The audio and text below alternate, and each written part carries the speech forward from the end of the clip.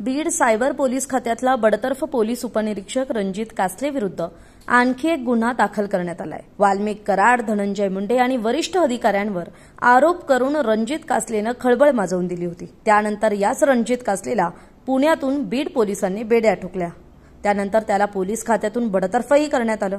तरी याच रणजित कासले विरुद्ध आता बीड जिल्ह्यात आणखी एक गुन्हा दाखल करण्यात आलाय, तोही फसवणुकीचा।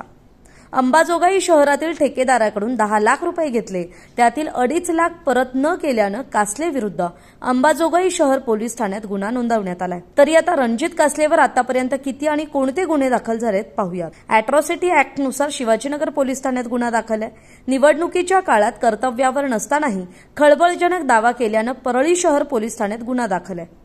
अंबाजोगाई शहरातील एका इसमाची 6 लाख रुपयांची फसवणूक केल्याबद्दल फसवणुकीचा गुन्हा अंबाजोगाई शहर पोलीस ठाण्यात दाखल करण्यात आलाय।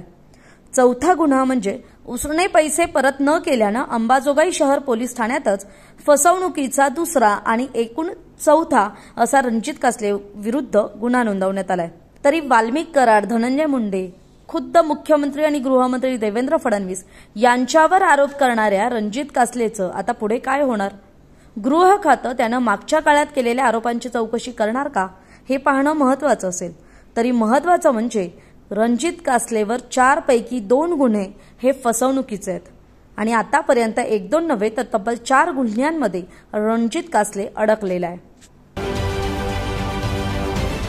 महाराष्ट्रातील सर्व बातम्यांचे विश्वासार्ह व्यासपीठ